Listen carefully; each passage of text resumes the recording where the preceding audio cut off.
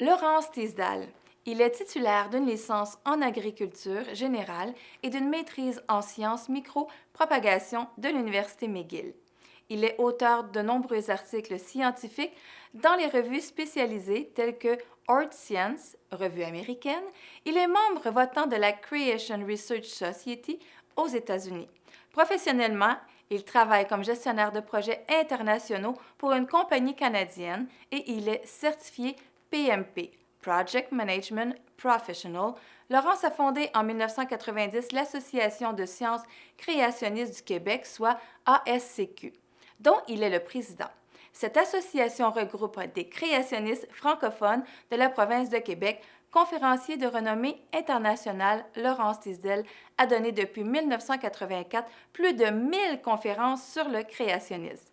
Il a aussi participé à plus de 19 débats publics dans les universités et collèges d'enseignement général et professionnel, les cégeps du Québec. Il a enfin participé à de nombreuses émissions de radio et de télévision. Aujourd'hui, M. Tisdale nous parle de création versus évolution.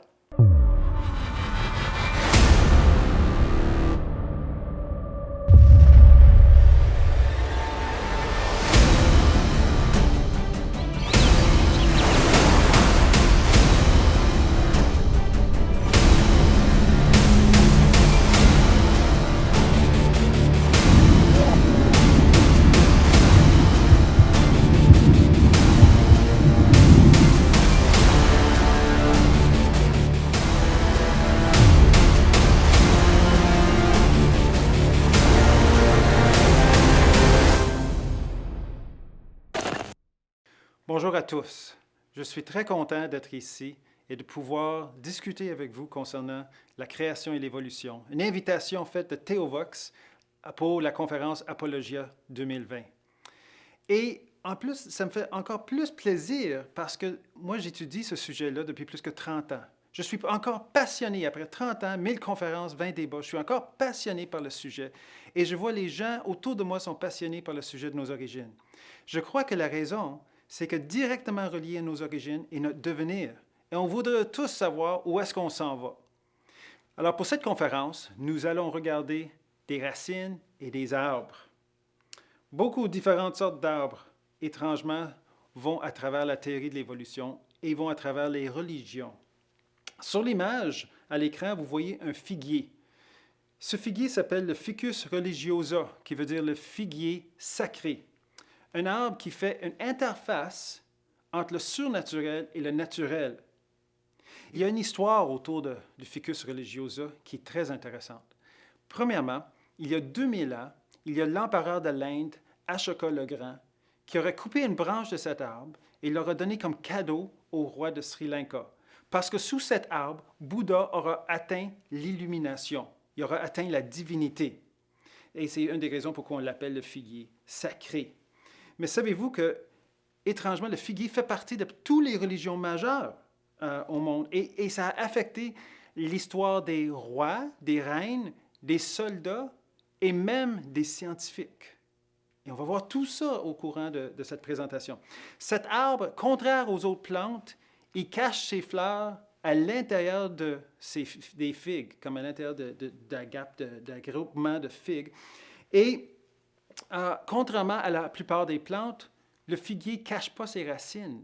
Il montre ses racines. Et c'est pour ça que ça fait une très bonne image pour cette conférence où est-ce qu'on va parler des racines de l'évolution, qui ne sont pas nécessairement, sont à la vue, ne sont pas cachées, mais on est tellement habitué à les voir qu'on ne reconnaisse pas l'importance de ces racines-là pour expliquer la théorie de l'évolution.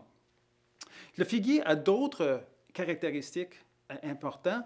10% de toutes les espèces d'oiseaux sur la Terre sont maintenus en vie par des figuiers. Donc, c'est un arbre très important. Même les Égyptiens ont adoré le figuier. C'était le lien entre la terre et le ciel et le paradis à travers la déesse Hathor, c'était à travers le figuier. Et les Romains et les Grecs, les figues, pour eux, ils venaient du ciel. Donc, étrangement, il y a une sorte de lien entre les philosophies et les croyances dans le surnaturel, le métaphysique et le naturel. Et ça fait une bonne image pour qu'est-ce qu'on va voir. Ici, à l'image, on voit le dessin, en dessin, parce qu'on n'a pas sa photo, Alfred Russel Wallace, qui était un contemporain de Darwin. Ça veut dire qu'il vivait en même temps que Darwin. Et lui, il a vu une autre sorte de figuier qui s'appelle le figuier étrangleur. Figuier très étrange, un arbre qui ensemence, ou les oiseaux ensemencent les graines en haut d'autres arbres et ils commencent à pousser là dans le feuillage en haut et les racines descendent l'arbre, qui est le haut, disons, ils descendent jusqu'à la terre. Et ça l'a fasciné Wallace et ça l'a amené à écrire sa propre version de la théorie de l'évolution, la sélection par la sélection naturelle. Darwin était au courant que Wallace écrivait ça.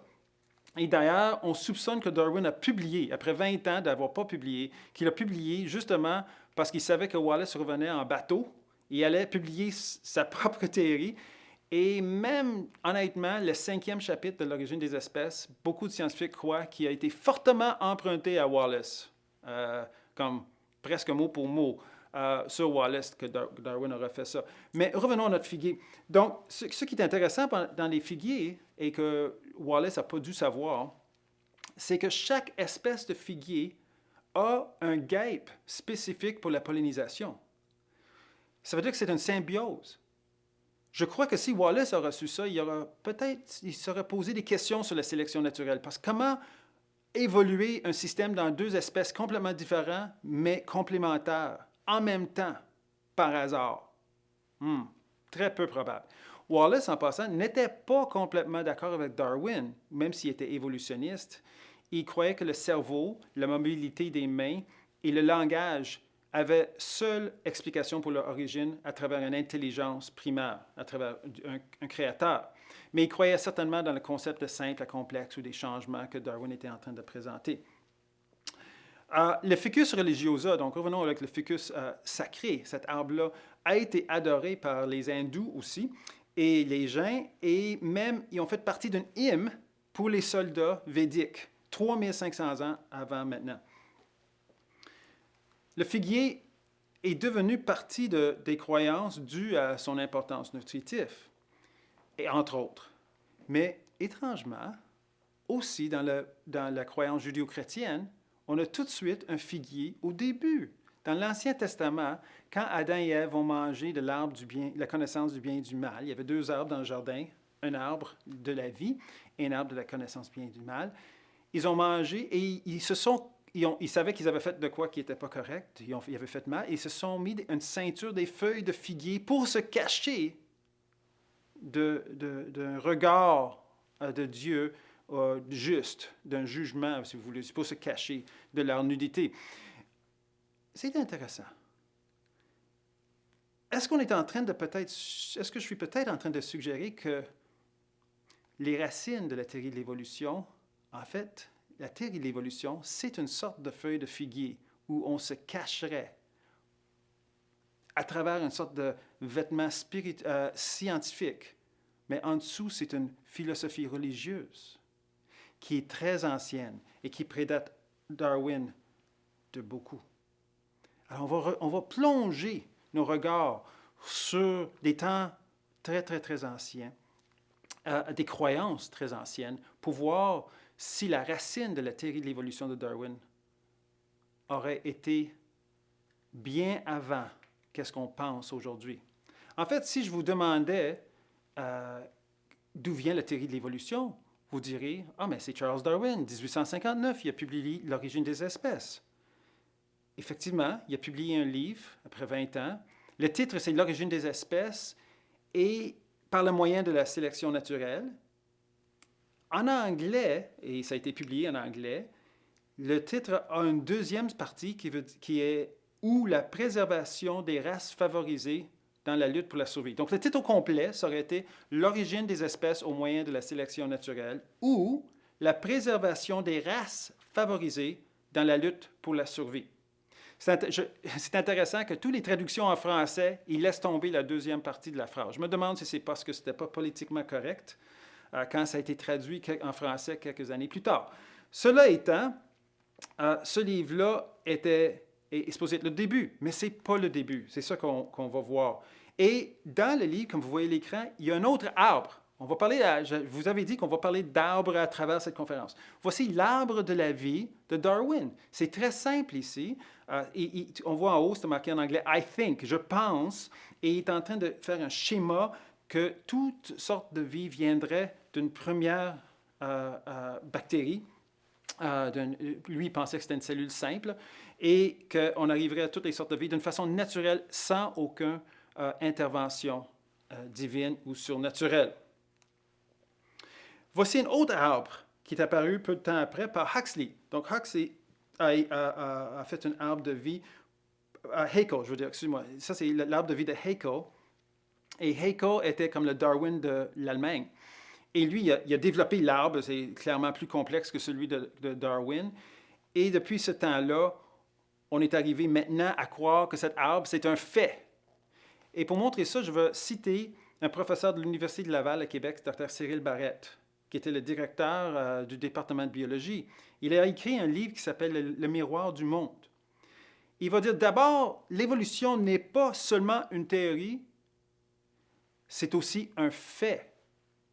Ceci peut vous surprendre peut-être, de voir un scientifique qui dit que la théorie de l'évolution, cette idée que les bactéries deviendraient des humains ou que des particules deviendraient des philosophes, que ce sera un fait. Et pourtant, on n'a jamais démontré ça d'une façon observable dans un laboratoire.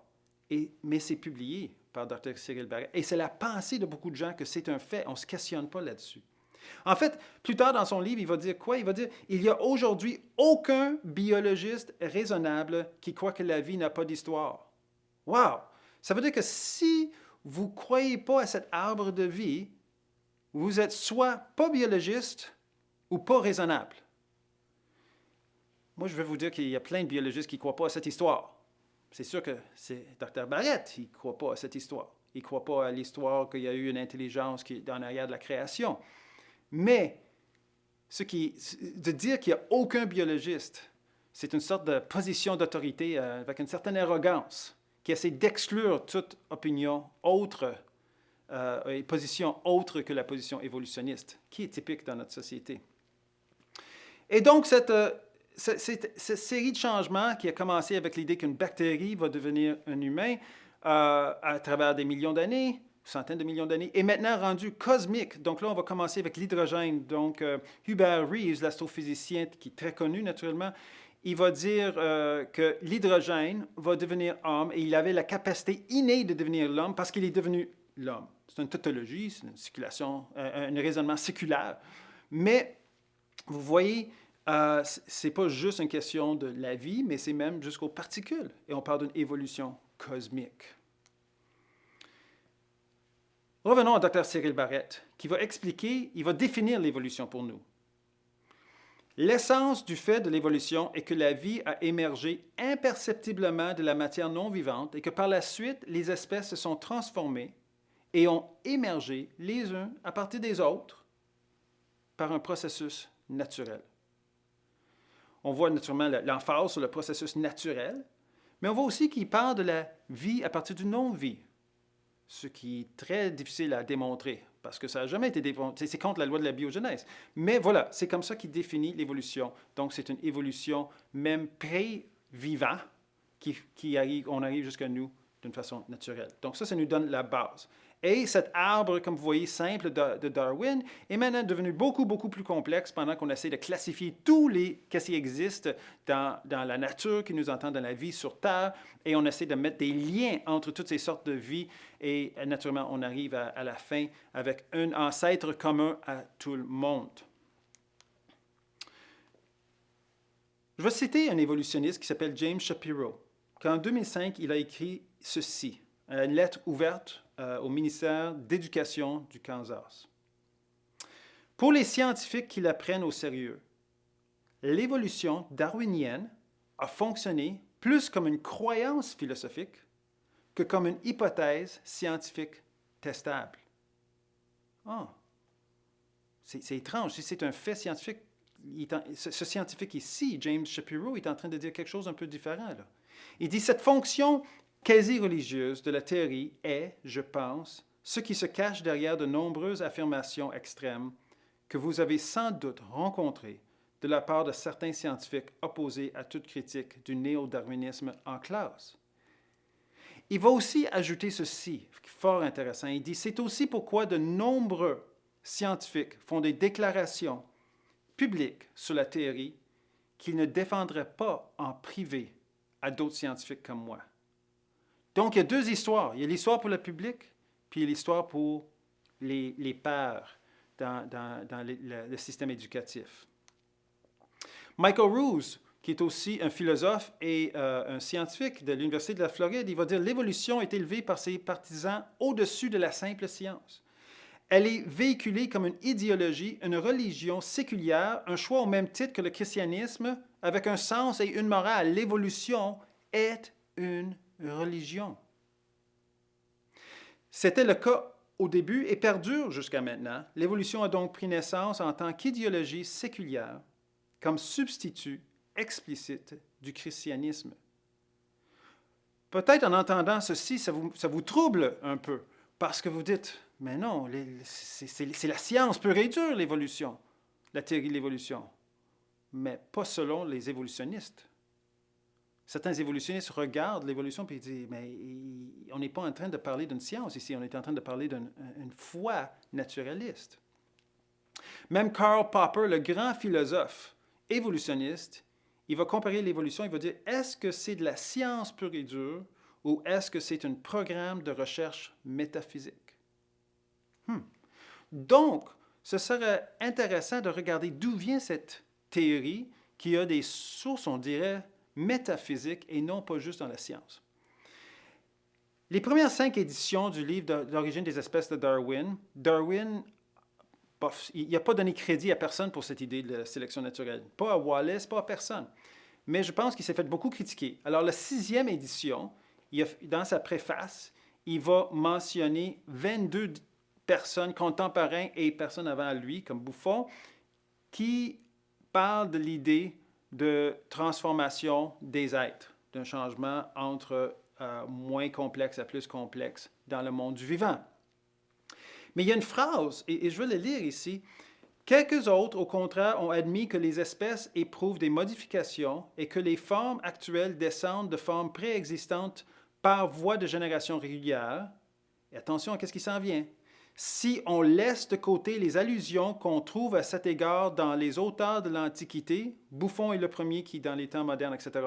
Attends là, si on laisse de côté, il y a quelques places dans Origine des espèces, dans le livre de Darwin, où il va dire « mettant de côté ». Il va faire ça avec l'origine de la vie, mettant de côté les difficultés. Puis il va faire la même chose avec les yeux. Il va dire mettant de côté les complexités avec la première cellule pour voir la lumière. Mais en fait, chaque fois que Darwin fait ça, c'est super important de ne pas mettre à côté ce qu'il est en train de mettre à côté, parce que ça défait sa théorie. Et ici, ça nous intéresse parce qu'il dit, mais il y a d'autres qui parlent de ma théorie dans l'Antiquité, des millénaires avant Darwin. Et lui, il va citer Aristote. Et il dit, on trouve une ébauche de la sélection naturelle dans les écrits d'Aristote. Et effectivement, c'est dans le bas du page, les notes en bas de la page de sa préface, où il va faire référence à ce qu'Aristote a dit. Et Aristote, la partie qu'il cite d'Aristote est en fait une citation lui-même qu'Aristote faisait de Empédocle, qui est un philosophe qui était avant Darwin avant Aristote d'à peu près une centaine d'années.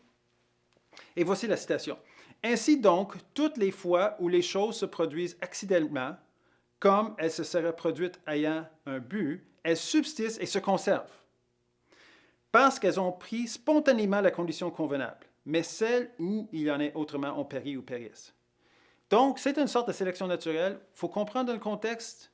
On recule des millénaires, les gens n'ont aucune idée de la génétique, comment les organes forment et qu'il y a une code ou information en arrière. Donc, pour eux autres, c'est comme un peu spontané, ce qui les amène à même penser que la vie pourra générer spontanément. Mais ils n'avaient pas la science pour comprendre cela. Par contre, c'est définitivement une idée de sélection naturelle. Mais nous, on va reculer encore plus loin. On va reculer aux hindous. 1200 avant Jésus-Christ, dans le Rig Veda, l'écrivain en écrit un hymne à la création. Et il va dire ceci, « D'où vient cette création? Les dieux sont venus après? avec la création de l'univers. Qui sait alors d'où il est né? D'où cette création est née?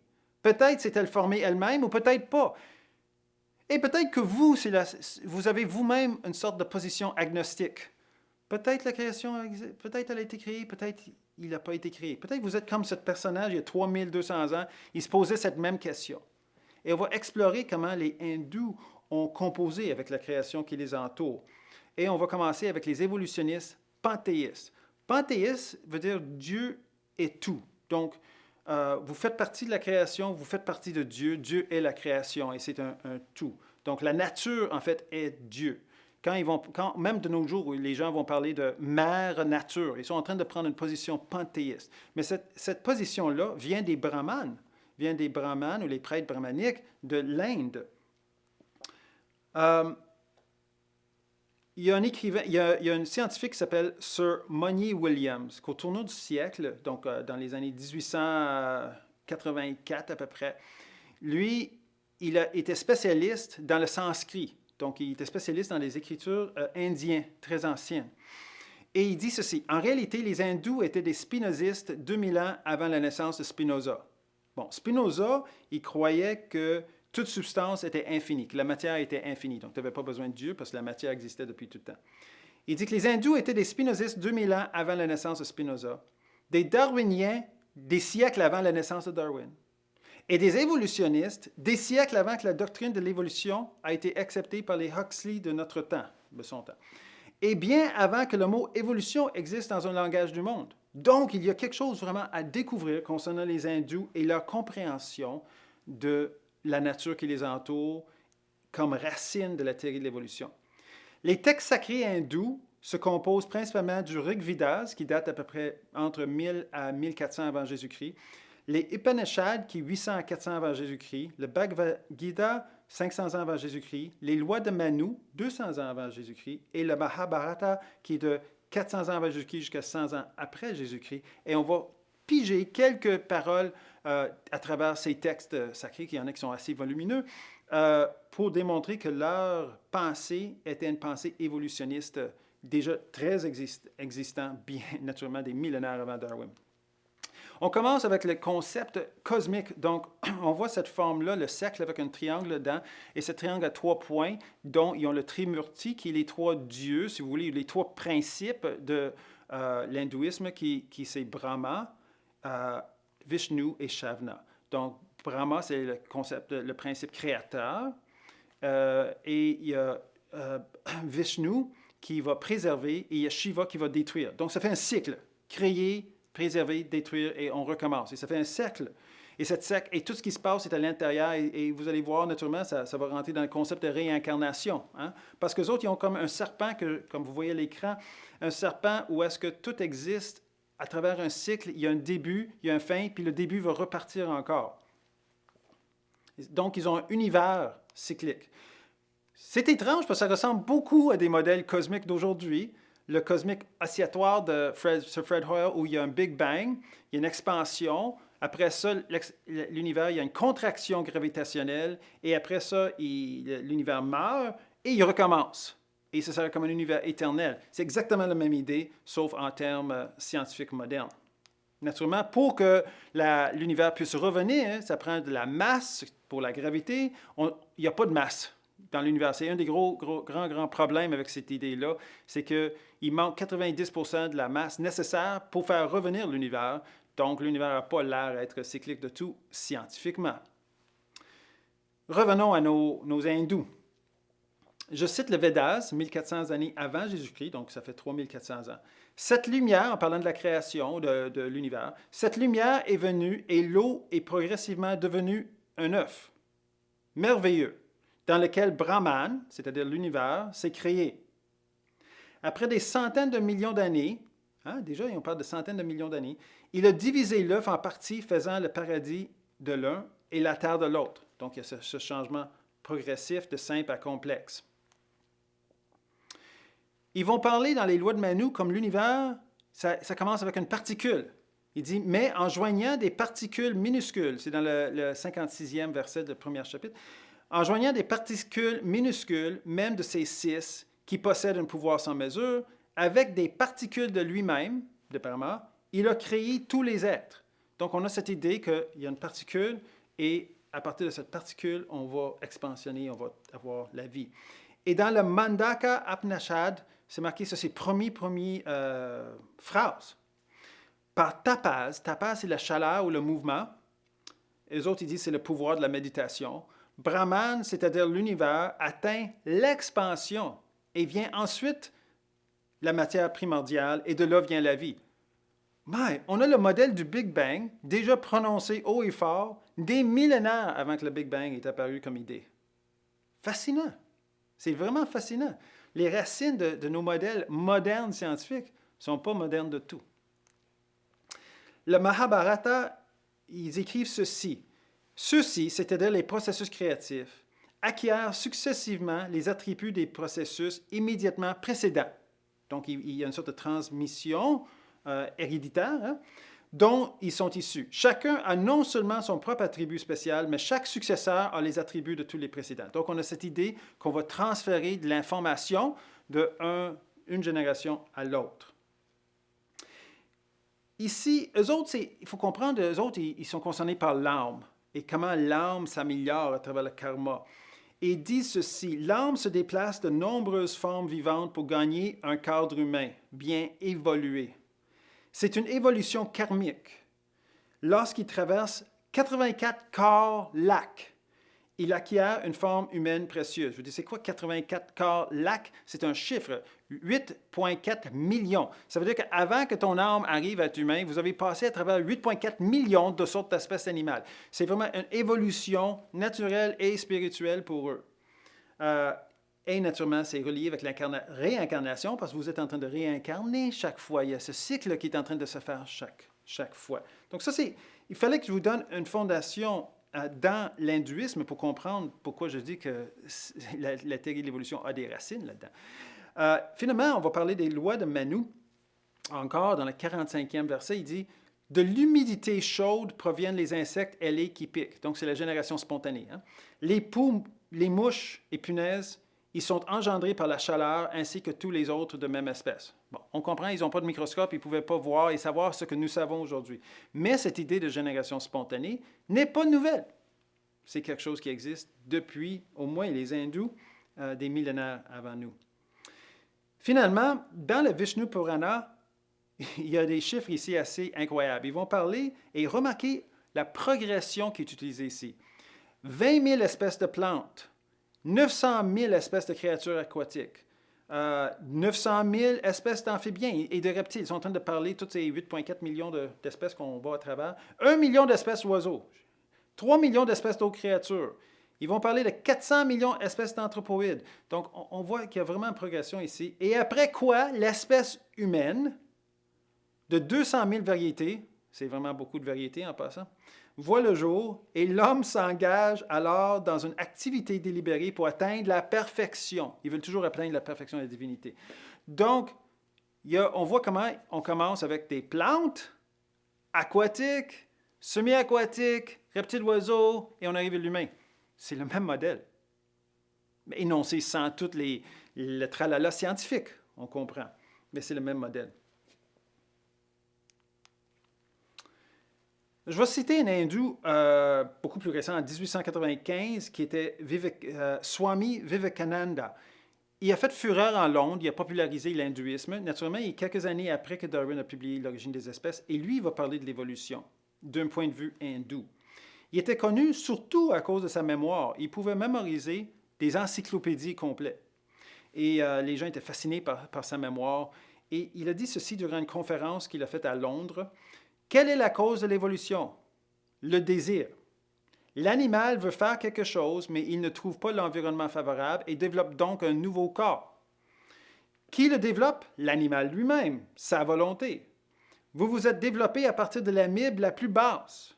Continuez à exercer votre volonté et cela vous mènera encore plus haut. Bon, c'est difficile d'aller plus bas que l'amibe, mais ce concept-là est très intéressant parce que je le vois dans des articles scientifiques de nos jours où est-ce qu'on dit un tel organisme, il s'est changé pour adapter.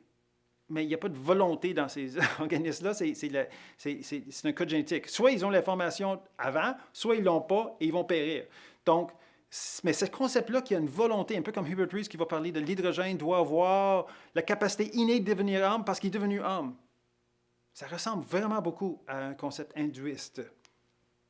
Alors maintenant, on va regarder plusieurs, et ça va être presque mélangeant parce qu'il va y avoir tellement de noms, mais plusieurs philosophes grecs. Parce que on va voir qu'en fait, les Grecs ont été beaucoup influencés par les Hindous. Et on va commencer par un nom que vous connaissez tous, Pythagore. Pythagore a vécu 582 à 506 avant Jésus-Christ, donc 2500 ans avant nous. Il est plus connu pour les théorèmes mathématiques, même musique et le son.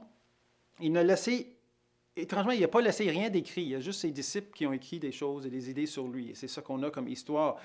Il a étudié 22 ans sous les prêtres égyptiens.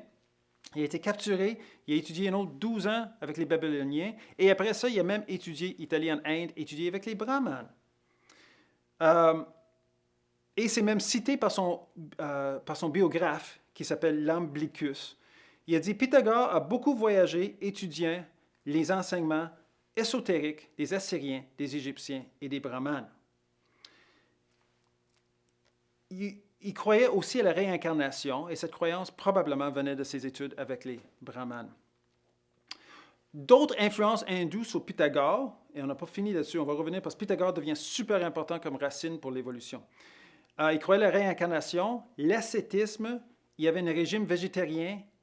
Étrangement, il n'avait pas le droit de manger des fèves. Bon. Il ne doit pas couper les ongles, la barbe et les cheveux, comme les brahmanes.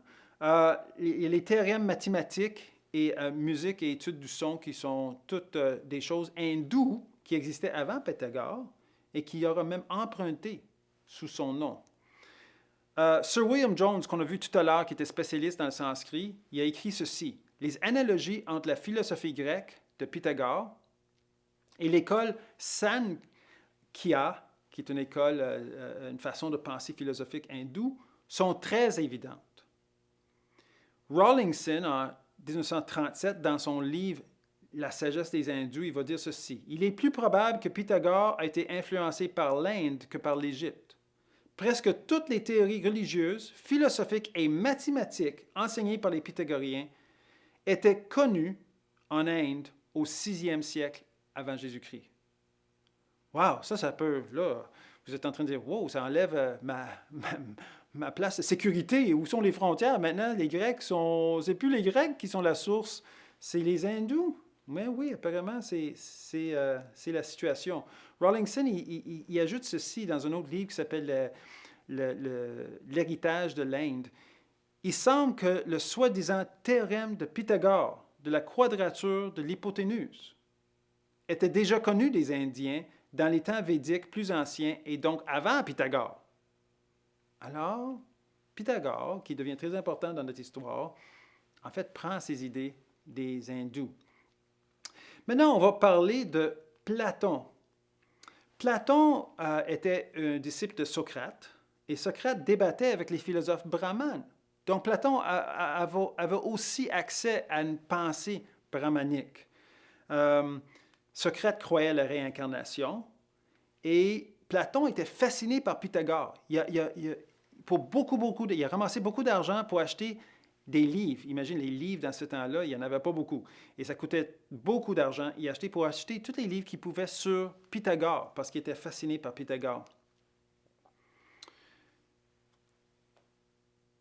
Platon, va dire dans son livre de Timée, « Ce sont les principes sur lesquels les créatures vivantes changent et se sont transformées d'une sorte à une autre sorte, de la transformation dépendant de la perte ou du gain, de compréhension ou de folie. » Donc, encore là, tout de suite, on voit simple ou complexe. On voit ce concept qui était déjà dans les Hindous, qui est maintenant rendu avec Platon.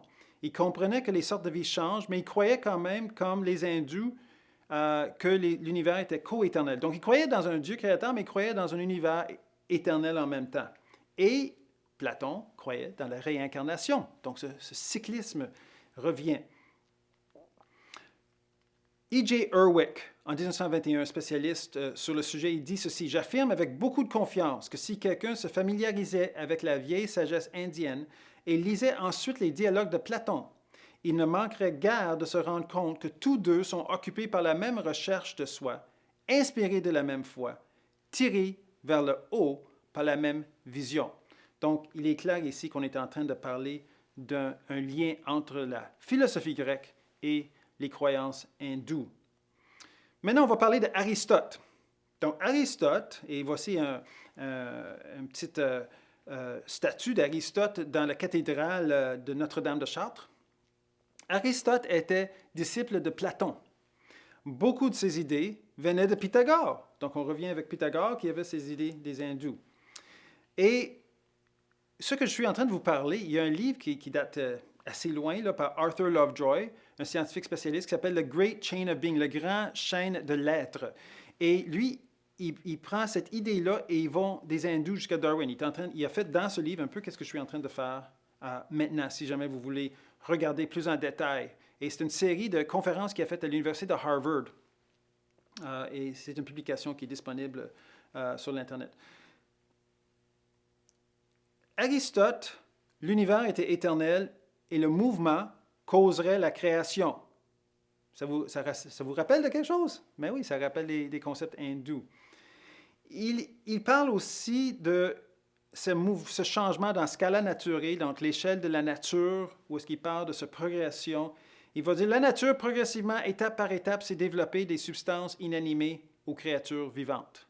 Des substances inanimées, créatures vivantes, la non-vivant aux vies. Donc, Aristote était définitivement évolutionniste bien avant que le mot évolution existait.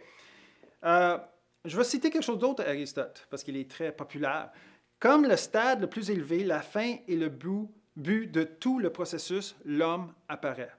Donc, où est l'homme là-dedans? L'homme apparaît après un long processus de changement et de transformation. Toutes les formes inférieures ne sont que des tentatives infructueuses pour le produire. Le singe est une étape de transition entre l'homme et les autres animaux vivipares. Tout va de l'avant vers le parfait, vers le divin. Ah bon? Donc, l'idée que les hommes viendraient des singes, ce n'est pas de Darwin. Aristote est en train de parler. Et en fait, les hindous vont parler de ça. Il y a dans le concept hindou des castes, donc des différentes sortes, des personnes qui sont reléguées à un niveau social qui n'ont pas le droit de s'en sortir. Il y a des films faits là-dessus, d'ailleurs, récemment. Et ce qui est intéressant dans l'hindouisme ancien, c'est que les castes les plus bas, ils ont la peau foncée. Et de moins en moins foncée jusqu'à temps que tu arrives à les brahmanes, qui sont très pâles, et ils veulent devenir des Aryens. Des Aryens, c'est ceux qui c'était la peau pâle, mais vous dites, mais où j'ai entendu ce mot-là, Aryen? Parce que Hitler, dans sa solution finale, il va parler d'un peuple aryen. Il va parler d'un peuple qui va être le plus intelligent, le plus sage, le plus évolué, et c'est le peuple aryen. Et ça vient des hindous. Pythagore, Platon, Aristote reconnaissaient tous une cause primaire, même s'ils croyaient à l'évolution par après, pour arriver à l'homme. Mais il y avait d'autres philosophes qu'eux autres, ils pensaient on va s'en sortir de la cause primaire. Et ça, on va parler de Thalès et de Anaximandre. Donc là, on recule 500-600 ans avant Jésus-Christ. Et Thalès a encouragé, il était un contemporain avec Pythagore. Et lui, il a encouragé Pythagore d'aller étudier avec les Égyptiens, comme lui avait étudié. Et il croyait que l'univers s'est créé lui-même, qui est l'équivalent d'un panthéisme brahmanique. Son disciple Anaximandre croyait que l'univers était cyclique, est apparu par des réactions entre le chaud et le froid, et de là est venue une grande boule de feu qui a explosé. Hey, ça ressemble tellement à des choses qu'on entend aujourd'hui. Pour lui, les humains ont apparu de leurs ancêtres, les poissons. On va prendre une parenthèse là, parce que là, on est en train de parler 600 années avant Jésus-Christ. OK? Mais ici, je vais citer une prêche faite par un pasteur qui s'appelle maintenant Saint Basile, à peu près 350 années après Jésus, donc presque un millénaire après Anaximandre, et regarde ce qu'il dit.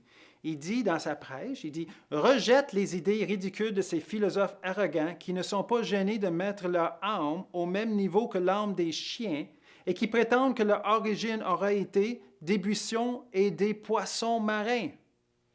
Il démontre qu'ils sont moins futés que les poissons. » Bon, il met un peu d'humour là-dedans. Mais vous comprenez, l'idée d'Anaximandre, a véhiculé 1000 ans dans la pensée des gens, à travers l'hindouisme qui va arriver aux Grecs. Les Grecs vont transférer leur philosophie aux Romains. Et là, naturellement, l'Empire romain va continuer jusqu'à 500 années après Jésus. Peut-être que c'est jamais fini, mais en force, là, 430 années. Et Saint-Basile est là-dedans. Et il y a encore des gens qui croient. Qu'est-ce que ces philosophes grecs croient? Mais c'est une sorte d'évolution. On se souvient qu'Aristote a cité Empédocle, qui vivait entre 490 et 430 avant Jésus-Christ. Darwin avait fait mention de ça dans L'origine des espèces, dans la 6e édition. Empédocle, il dit que la plupart des espèces animales ont été générées par hasard. Donc là, on a quelque chose, c'est le hasard qui fait les choses. Donc on a un point un peu différent. Il a dit que les âmes changent pour être toutes sortes d'animaux.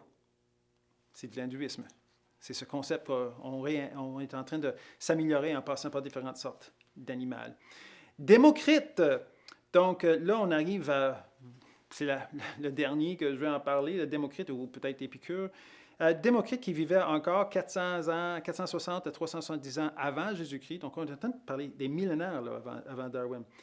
Il est le père de la théorie atomique. Un grand voyageur, et où est-ce que vous pensez qu'il a voyagé? L'Inde. Les atomes, pour lui, sont apparus soudainement et par hasard, l'univers s'est créé elle-même. L'évolution des langues, pour lui, ça a commencé par la capacité de juste faire des sons animaux et qui s'est ensuite graduellement développé la capacité de parler une langue. Épicure avait la même pensée, sélection naturelle et hasard prend la place de Dieu. Donc on voit que les Grecs il y a une infusion complète de la pensée hindoue dans la philosophie grecque, c'est les scientifiques de leur temps. C'est ça qu'ils ont comme scientifiques. Les philosophes et la science étaient entremêlés, fortement entremêlés, très différents d'aujourd'hui. On n'est pas si familier avec ce concept-là. Dans l'Église, donc à peu près 200 ans après Jésus, on a deux personnes, Clément d'Alexandrie et Origène, Origène était le disciple de Clément d'Alexandrie, et eux autres, ils vont commencer avec une pensée allégorique d'interprétation biblique. Donc, ils vont dire que la Bible, ça ne veut pas dire exactement 6 jours quand ils parlent de 6 jours. Il n'y avait peut-être pas vraiment de déluge. Et la raison qu'ils sont en train de réinterpréter la Bible, c'est parce qu'ils essaient de concorder la Bible, l'Ancien et le Nouveau Testament, avec la philosophie grecque, qui est leur milieu. Ils sont avec les Romains. Et cette philosophie grecque vient avec les hindous, donc c'est panthéiste. Et c'est impossible de réconcilier vraiment une pensée panthéiste avec une pensée déiste, où est-ce qu'on a un créateur clairement identifié qui part les choses à un moment donné. C'est pas cyclique de tout.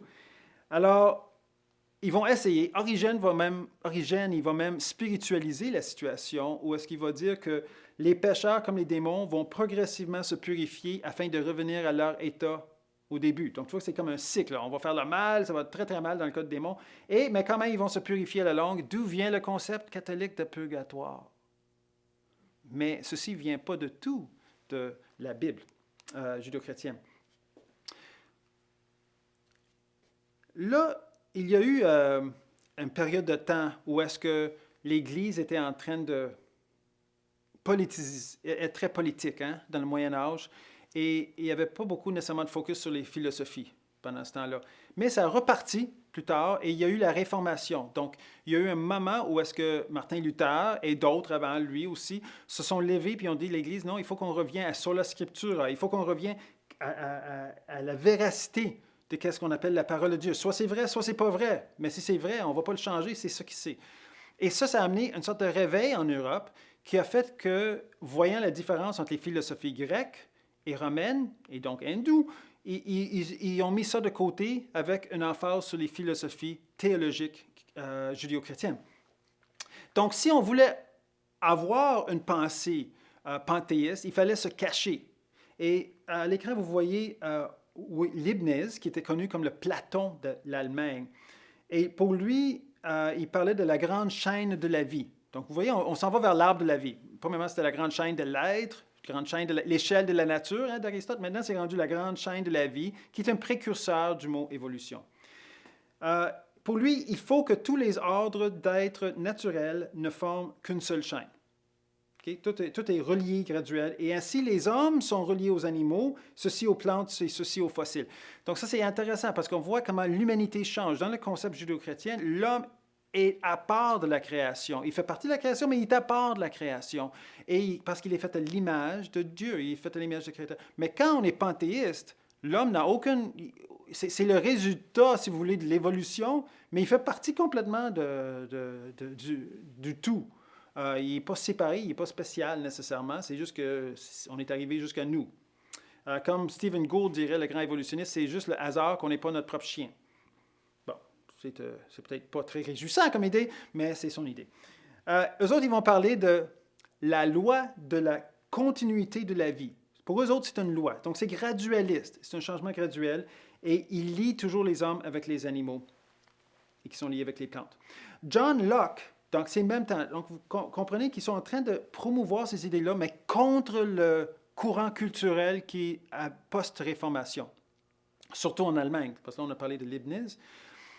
Un peu différent en Angleterre, où est-ce qu'on a John Locke, qui est un philosophe qui vivait entre 1632 et 1704. Mais lui, quand même, regarde, je vais citer qu'est-ce qu'il dit, parce qu'il parle de la chaîne de la vie. Il dit « Les animaux amphibies relient le terrestre et l'aquatique ensemble, et les règnes animal et végétal sont si près réunis que si vous prenez le plus bas de l'un et le plus élevé de l'autre, il n'y aurait guère de grande différence entre eux. » Vous voyez comment c'est, pour eux autres, ils ne voient pas de différence. D'ailleurs, je dis dans mes conférences, c'est une grande différence entre les évolutionnistes et les créationnistes. Les créationnistes, ils regardent les différences pendant que les évolutionnistes regardent les similitudes. Donc, pour lui, il dit, ça a tout l'air tellement pareil qu'en fait, ça vient tout d'une même... C'est clair si on le regarde comme ça, avec ce point de vue. Ce point de vue, on va être sûr de voir qu'il y a un lien entre tout. Ce qu'ils n'ont pas compris, ayant pas accès à la génétique et à les théories de l'information, c'est qu'on a le même programmeur, et c'est une des raisons pourquoi il y a des similitudes.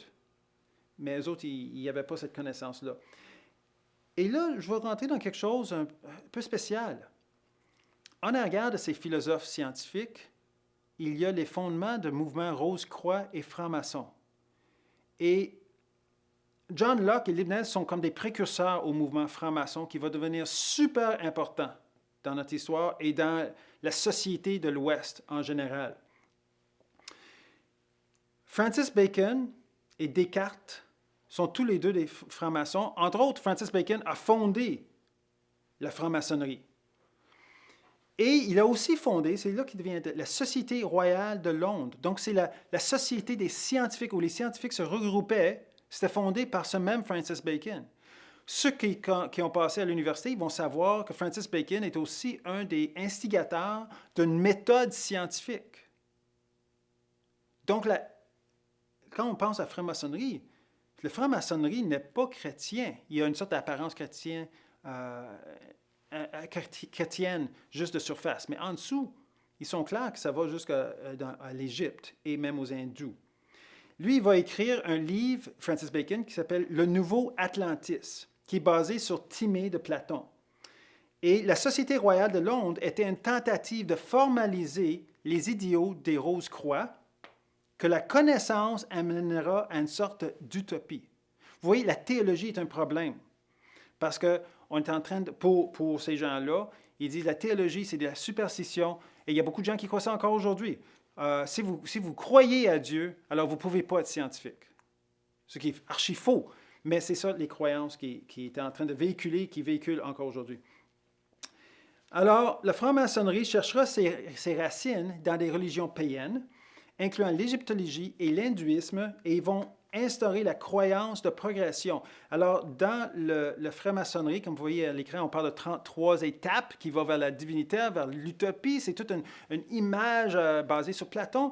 Et quand vous regardez le dollar américain, où est-ce qu'on a un symbole, le pyramide avec l'œil tout voyant, et où est-ce qu'en bas, c'est marqué « Novus Ordo Seclorum », qui veut dire « Nouvel ordre des âges ». Wow! Je peux vous garantir que si vous êtes capable de mettre votre symbole, votre sigle sur le dollar d'un pays, alors vous avez de la puissance.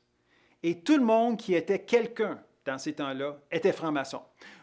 Que vous soyez en Angleterre ou en Écosse ou en France. D'ailleurs, c'est de là qu'il vient le mot franc-maçonnerie. français, maçonnerie. Parce que c'est en France qu'il y a eu le plus grand réveil qui a produit le siècle des Lumières. Moi, je dirais peut-être que c'est même le siècle des ténèbres, mais je vais vous expliquer pourquoi bientôt.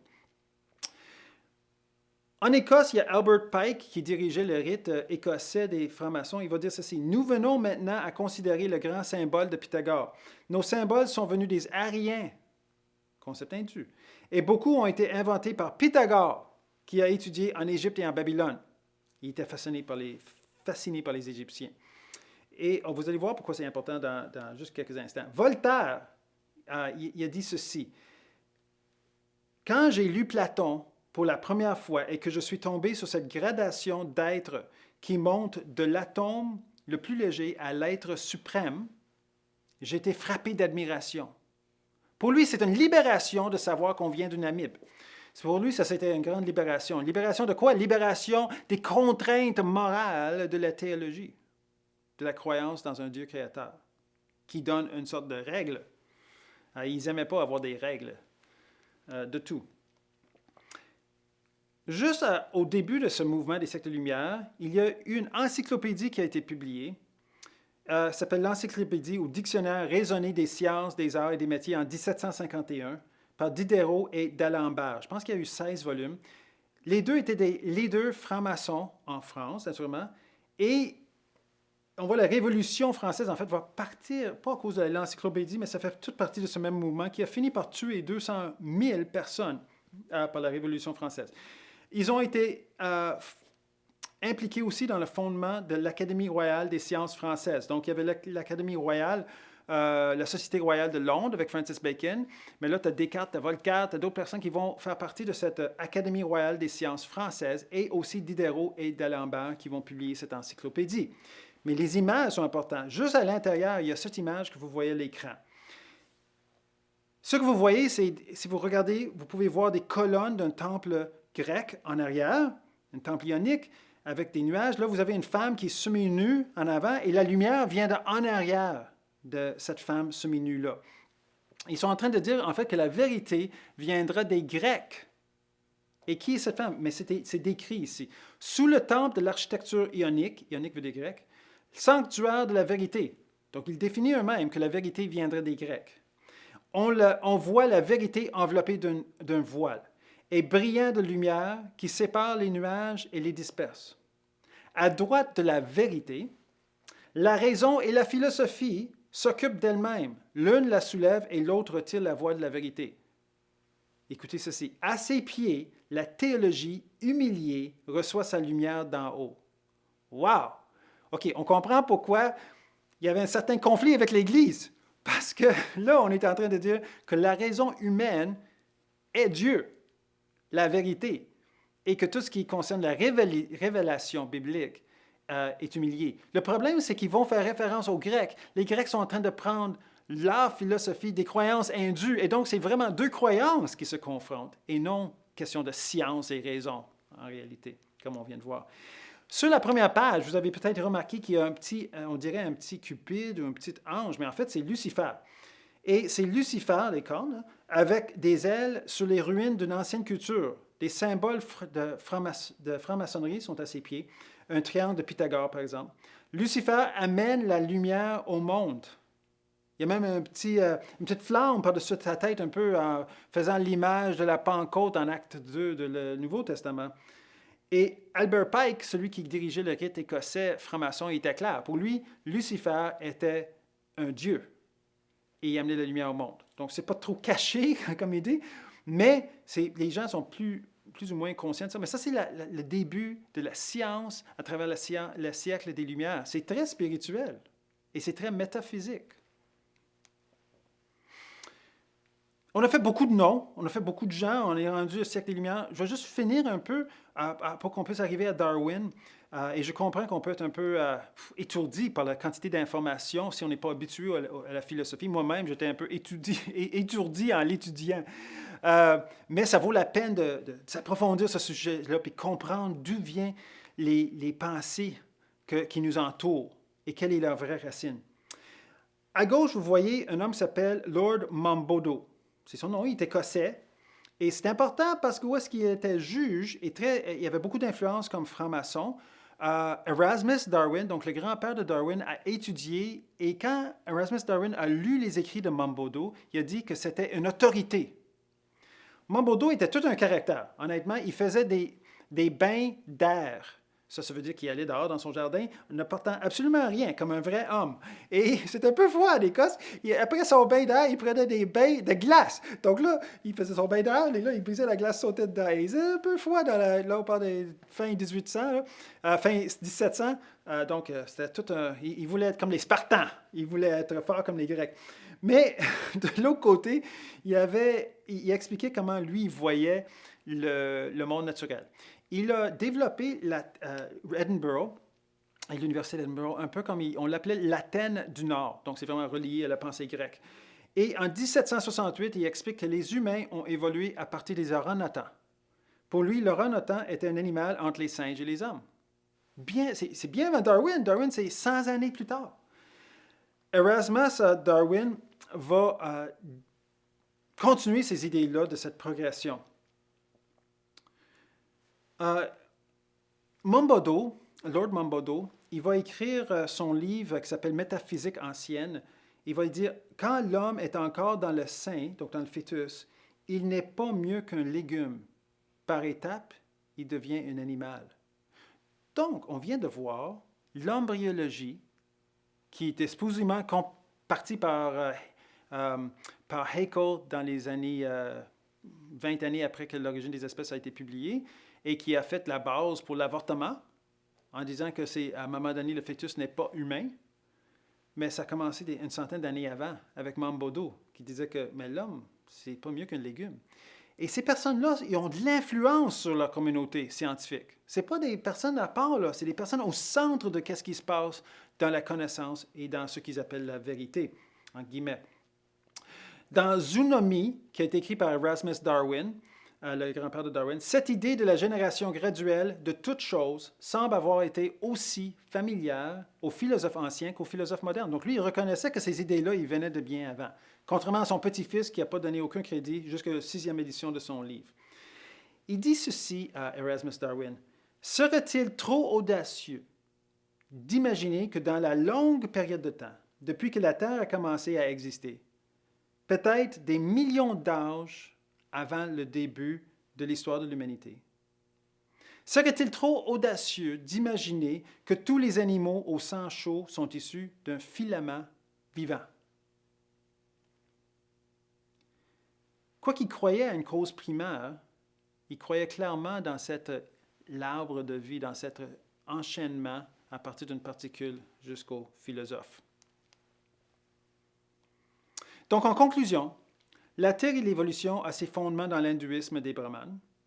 L'évolution panthéiste a été transférée de Pythagore au grec. Thalès et son école naturaliste ont développé le concept de l'évolution naturaliste, sans Dieu, donc un univers cyclique qui n'a pas besoin de cause primaire. Les idées d'Aristote et Platon ont été promues par l'école Alexandrie qui a influencé l'Europe et qui a influencé les Grecs, naturellement, les Égyptiens, les Grecs et l'Europe. Et ça a influencé l'Église. Donc l'Église, à travers Thomas d'Aquin, je n'ai pas parlé parce qu'on n'a pas le temps, mais Thomas d'Aquin et d'autres, Augustus, toutes ces personnes-là, Saint Auguste, toutes ces personnes-là étaient influencées par une tentative de faire quoi avec cette philosophie grecque et d'essayer de le rendre complémentaire à la théologie. Et naturellement, il y a eu une renaissance de cette philosophie grecque avec les francs-maçons et le mouvement Rose-Croix. Il y a eu un réveil aussi à travers le siècle des Lumières, sur le côté de la France, de cette philosophie gréco-romaine et qui vient des hindous. Lord Monboddo et Erasmus Darwin ont avancé cette philosophie évolutionniste dans leur sphère d'influence à travers les francs-maçons et la société royale. Et finalement, Darwin et Wallace, qu'on a mentionné au début, ont publié l'idée de sélection naturelle qui a pour but d'exclure le créateur de sa création. Je voudrais finir avec une citation d'un professeur de l'Université d'Oregon qui a étudié le sujet et que je trouve fait une très bonne analyse. Parce qu'on a vu cet arbre, on a vu cette racine, on a vu comment cette idée d'un arbre de vie perdure depuis longtemps. Il dit ceci, et après je vais amener ma conclusion. Qu'est-ce que moi je crois? En tant que théorie scientifique, le darwinisme aurait été abandonné depuis longtemps. Je vais répéter. En tant que théorie scientifique, le darwinisme, donc le gradualisme, a été abandonné depuis longtemps. Le fait, cependant, est que la doctrine de l'évolution a balayé le monde, non pas en raison de ses mérites scientifiques, mais précisément en sa qualité de mythe gnostique. Il affirme en effet que les êtres vivants se créent eux-mêmes, ce qui est par essence une revendication métaphysique, improuvable. Ainsi, en dernière analyse, l'évolutionnisme est en vérité une doctrine métaphysique revêtue de vêtements scientifiques. En d'autres termes, c'est un mythe scientiste. Et c'est pour ça que je dis, l'évolution, c'est comme les feuilles de figuier qu'Adam et Ève ont mis pour se cacher de leur faute du Créateur. Naturellement, ce n'était pas une vraie croyance parce que ça ne les cachait pas du tout, mais l'évolution, est-ce que ce ne sera pas une sorte de ceinture de figues qu'on est en train d'essayer de se cacher de Dieu? Dans l'histoire d'Adam et Ève, ils ont mangé de l'arbre du bien et du mal. Nous, on n'est pas capable de composer avec la responsabilité de juger le bien et le mal sur notre autrui, et même sur nous-mêmes. Et les religions du monde reconnaissent le mal. Presque toutes les religions, en tout cas, reconnaissent c'est quoi le mal. Parce qu'on a mangé du fruit de la connaissance du bien et du mal. Mais le problème, c'est qu'on ne peut pas le défaire. Ce n'est pas en faisant réincarner à 8,4 millions de fois qu'on va défaire le mal.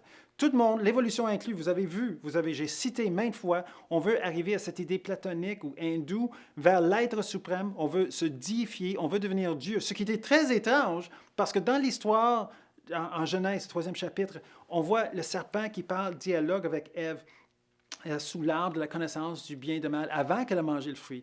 Puis il va dire, la raison que Dieu ne veut pas que vous mangez des fruits, c'est parce que vous allez devenir comme lui, vous allez être comme des dieux. Et c'est toute la théologie, toute la philosophie religieuse et naturaliste qui font la racine de l'évolution, c'est le but que l'homme devienne Dieu, qui est exactement ce que le serpent a dit à Ève. Sauf que la réalité est toute autre. L'évolution, la théorie d'évolution moderne va encore plus loin. Il dit qu'il n'y a pas de mal. Pourquoi il n'y a pas de mal? Parce que si c'est juste la survie du plus fort, il n'y a pas de question de moralité. Il n'y a pas de bien ou de mal. Il y a juste une question de survie. Et c'est inorganique. Vous êtes fait comme ça. Et c'est une question de gène. Même Richard Dawkins, le grand athée, qu'est-ce qu'il a écrit? Il a écrit un livre qui s'appelle « Le génome égoïste ». Donc, c'est nous qui sommes importants, nous comme la personne, pas juste la population. Oui, ça ne fait pas dire que tous les athées ne reconnaissent pas le mal, mais les athées qui reconnaissent le mal ne se basent pas sur l'évolution, mais se basent sur un concept philosophique et une croyance judéo-chrétienne.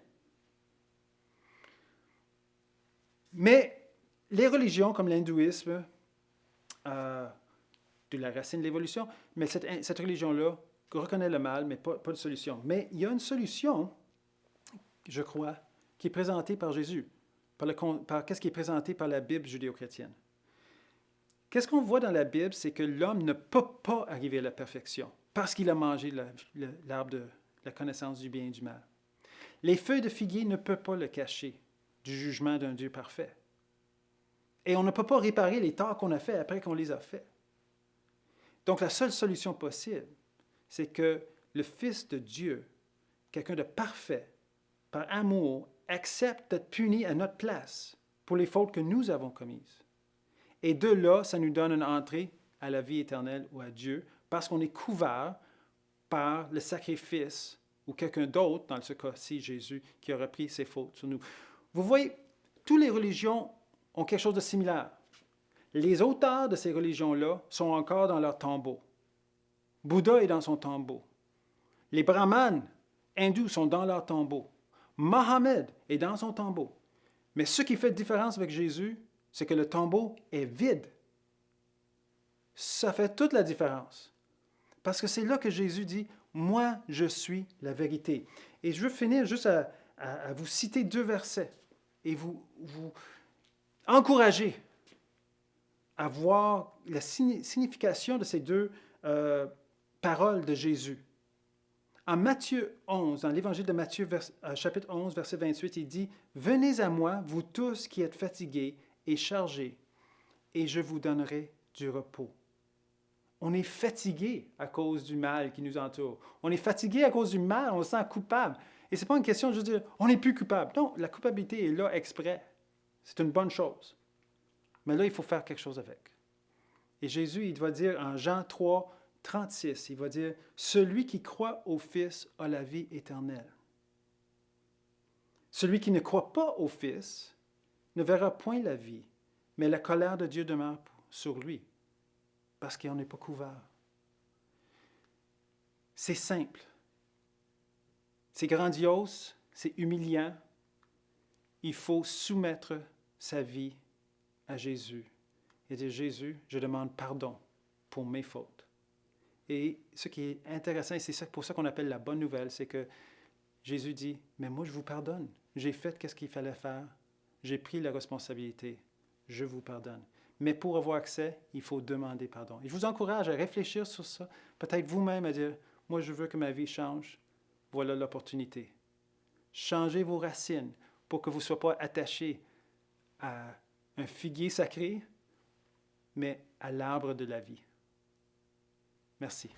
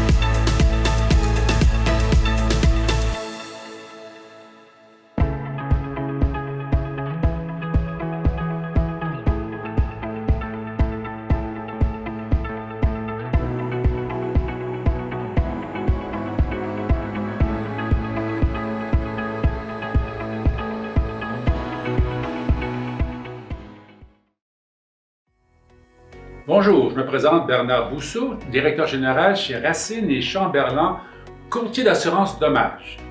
Bonjour, je me nomme Mireille Ado, je suis courtier en assurance de dommages chez Racine et Chamberlain depuis 3 ans. Alors, notre cabinet est une entreprise familiale, 4e génération. Elle a plus de 125 ans d'existence. Nous assurons assurance dommages, ça veut dire aussi bien une petite voiture qu'une très grosse entreprise. On a toute la gamme de produits. Mais particulièrement, nous avons un produit qui nous tient à cœur, c'est celle de l'assurance pour les églises. Effectivement, nous avons cette particularité-là, donc d'être un courtier qui se spécialise en assurance des églises. Donc, l'assurance des églises, pour nous, reste un produit phare parce que au sein du bureau, nous avons toute une équipe, dont moi en particulier, qui s'occupe de l'assurance des églises. En tant que chrétienne, en tant qu'enfant de Dieu, je comprends vraiment les besoins des églises, les besoins des pasteurs et je suis là pour aider ces églises-là à trouver le meilleur produit d'assurance pour eux. En étant un courtier en assurance pour les églises, nous assurons à la fois une église qui est locataire, mais également une église qui est propriétaire du bâtiment. Donc, en dehors du bâtiment, nous allons assurer aussi les équipements de musique, les bancs, tous les biens que ces églises-là possèdent. En dehors des biens des églises, nous assurons également la responsabilité civile des églises. Il y a aussi une couverture qui est faite sur mesure, qui est la couverture des abus. Donc, c'est une couverture qu'on va venir vraiment retrouver dans le cas des églises. En tant que monitrice de l'école de dimanche, donc en contact avec les enfants, nous savons que ces enfants-là sont parfois exposés, ça peut être aux abus moraux, des abus sexuels, des abus physiques. Donc, c'est vraiment important pour les églises de comprendre la pertinence de ce produit-là. Et nous sommes là, Racine Chamberlain et toute son équipe en arrière, dont moi et d'autres membres de l'équipe de l'assurance des églises sommes là pour accompagner les églises dans ce processus-là. J'ai aussi le privilège de choisir mes équipiers car ils doivent avoir un profil fait sur mesure pour cette clientèle qui est très nichée. Ce sont des personnes qui vont communier avec Dieu, évidemment. L'assureur est aussi un assureur qui répond avec des produits spécifiquement pour les églises. C'est aussi le moment où on va rencontrer tous ces gens pour vraiment comprendre leurs besoins. Et dans ce contexte-là, nous allons aussi faire de la prévention. Donc, on va aller visiter l'église avec le conseil d'administration, avec le pasteur, avec le prêtre, et s'assurer de bien comprendre les enjeux. On peut déjà tout de suite, lors de la visite, faire un plan de prévention pour essayer de réduire les chances d'avoir des sinistres. Évidemment, malgré cette prévention, il va y arriver des situations où il va y avoir des sinistres. Et là encore, nous devons accompagner les personnes, les assurés dans ce contexte pour prendre les bonnes décisions. C'est donc un projet qui, du début à la fin, nous amène à dire, nous, chez Racine Chamberlain, nous avons un profil pour répondre spécifiquement à des besoins très particuliers qui s'appellent des églises. Donc, le fait d'être un courtier qui assure les églises a un avantage. Donc, cet avantage-là, c'est d'être en contact avec les pasteurs, comprendre leurs besoins, parler le même langage, mais de surtout recevoir la prière et leur bénédiction avant de raccrocher le téléphone. Alors, si jamais vous avez des besoins de conseils, des renseignements, s'il vous plaît, n'hésitez pas à nous appeler Racine et Chamberlain. Merci.